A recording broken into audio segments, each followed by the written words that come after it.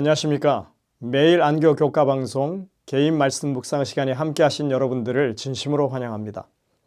오늘도 생명의 근원 되시는 주님 앞으로 나아가시는 여러분들 되시기를 간절히 바랍니다. 함께 기도하시겠습니다. 하늘에 계신 아버지 하나님, 저에게 이 한날을 주시고 또 말씀으로 이 하루를 시작할 수 있도록 인도하시니 감사합니다. 주님의 말씀을 늘 우리 앞에 대할 수 있도록 도와주시고 또 그 말씀의 감화가 우리의 삶을 주장하는 저희의 삶이 될 수 있도록 인도하여 주시며 성령의 지혜를 가지고 살아가는 저희 모두가 되도록 지켜주시옵기를 예수님의 이름으로 간절히 기도드립니다. 아멘. 새로운 한 기가 시작되었습니다. 우리는 지난 기에 마가복음에 연이어서 이번에 요한복음을 공부하게 됩니다. 제목은 주제로 살펴보는 요한복음입니다. 계속되는 복음서 연구는 우리에게 많은 유익을 가져다 줄 것입니다. 요한복음은 분명하게 영생은 곧 유일하신 참 하나님과 그의 보내신 자 예수 그리스도를 아는 것이라고 그렇게 말씀하고 있습니다. 이번 교과 총론에는 성경을 연구하는 데 있어서 지켜야 할 중요한 원칙 하나를 제시합니다. 그것은 말씀의 구체적이고 세세한 내용을 살피는 것만큼이나 그 말씀들에 비춰진 큰 그림을 보는 것이 중요하다고 하는 것입니다. 그러면서 이집트에서 구입한 페르시아 양탄자 이야기를 들죠.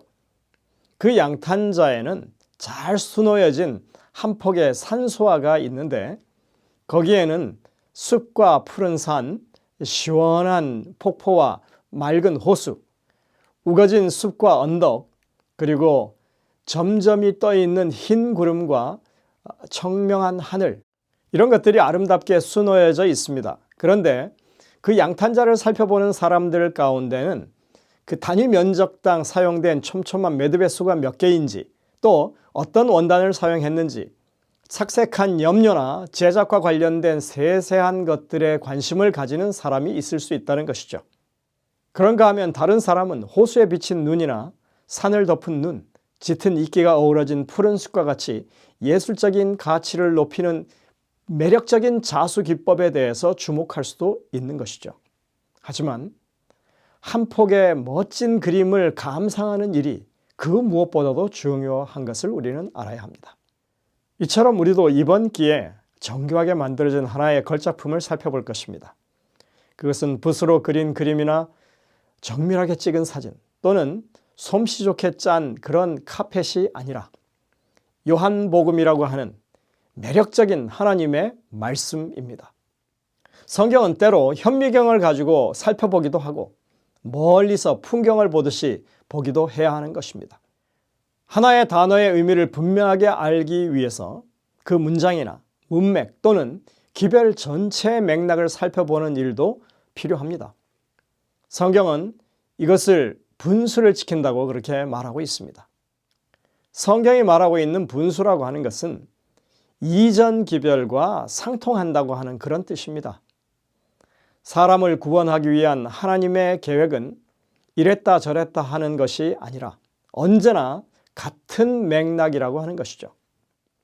구약의 구원 방식이 다르고 신약의 구원 방식이 다르지 않다는 것입니다. 구약의 예언과 신약의 예언은 큰 그림 속에서 일맥상통한다는 것입니다.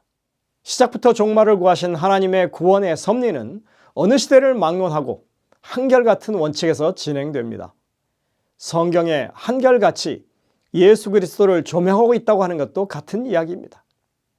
이것을 바로 이해하는 것이 우리가 믿음의 분수를 지키는 일이라고 성경은 말합니다. 성경과 마찬가지로 복음은 인간의 의지가 아닌 하나님의 뜻을 따라 주어진 것입니다. 그 일에 요한은 도구로 사용된 사람입니다. 그는 단지 말씀과 빛과 물, 성령, 하나됨, 그리고 표적, 증거, 그리고 예언, 이런 모든 다양하고 중요한 주제를 전달하기 위해서 성령께서 사용하신 자원하는 통로였던 것입니다. 그가 다룬 이런 주제들은 복음서 안에서 전반에서 서로를 강화하고 조명해 주고 있습니다. 요한이 뛰어난 문장가여서가 아니라 성령의 통로이기 때문에 심오한 진리가 우리에게 전수되는 것입니다. 그리고 이번 요한복음 연구를 통해서 우리가 찾아야 할 큰 그림은 하나님의 감동으로 계시된 우리의 주님이시요 구원자이신 예수 그리스도인 것입니다. 이제 일과로 한번 가보시겠습니다. 일과의 제목은 길을 보여주는 표적들입니다. 먼저 기역자를 함께 보시겠습니다. 예수께서 제자들 앞에서 이 책에 기록되지 아니한 다른 표적도 많이 행하셨으나 오직 이것을 기록함은 너희로 예수께서 하나님의 아들 그리스도이심을 믿게 하려 함이요 또 너희로 믿고 그 이름을 힘입어 생명을 얻게 하려 함이니라. 요한복음 20장 30절부터 31절에 있는 말씀입니다. 이 말씀은 요한이 왜 요한복음을 기록했는지를 보여줍니다. 예수의 이적이나 특정한 가르침을 강조하기 위해서가 아닙니다. 그는 그리스도의 생애에 대해서 기록할 내용이 더 많이 있지만 이것을 기록한 것은 예수께서 하나님의 아들 그리스도이심을 우리로 믿게 하려 함이고 또 우리로 믿고 그 이름을 힘입어 생명을 얻게 하기 위함이라고 그렇게 말하고 있습니다. 요한복음을 통해서 우리는 예수 그리스도가 하나님의 아들이심과 그분의 이름으로 영생을 얻는 일에 더 큰 유익을 가지게 될 것입니다. 이번 주에 우리는 가나의 혼인잔치에서 물을 포도주로 바꾸신 기적, 그리고 왕의 신하의 아들을 고치신 이야기, 그리고 베데스다 목가에서 병자를 고치신 일까지 예수님의 초기에 행하셨던 기적 중 몇 가지를 우리가 살펴볼 것입니다. 요한은 이러한 기적을 표적이라고 그렇게 부릅니다. 표적은 예수께서 메시아시라고 하는 더 깊은 주제를 가리키는 기적적인 사건들을 말합니다. 이 모든 기록에서 우리는 믿음으로 반응했던 사람들을 만나게 될 것입니다. 그들의 모범을 통해서 우리도 같은 선택을 하도록 초청받게 될 것입니다. 이제 일요일 소재입니다. 가나의 혼인잔치. 우리는 요한복음 2장에서 가나의 혼인잔치 이야기를 봅니다. 사실 이 사건은 예수님이 공생애를 시작하시면서 보여주신 첫 기적입니다. 이 땅에 오신 메시아가 그의 공식 사역을 시작하면서 보여주신 이 첫 번째 기적은 그래서 매우 중요한 의미가 있습니다. 예수님은 가나에 있는 친척의 결혼식에 초청받아 가셔서 물을 포도주로 바꾸는 그런 기적을 행하십니다. 이것은 그를 따르는 제자들에게 예수님을 따르기로 결심하게 하는 결정적인 계기가 되기도 했고 또 그분이 하나님께서 보내신 분이라고 하는 강력한 표적이 되었습니다. 하지만 제자들은 분명히 예수님이 하나님이라고 하는 사실까지는 깨닫지 못했던 것입니다. 우리는 이 가나의 혼인잔치에서의 첫 기적이 출애굽 당시 이스라엘이 겪었던 일과 관련되어 있다고 하는 것을 알아야 합니다. 성경은 모세가 이스라엘 백성의 영적 지도자였고 많은 표적과 기사로 이스라엘을 애굽에서 인도해냈다고 그렇게 기록합니다.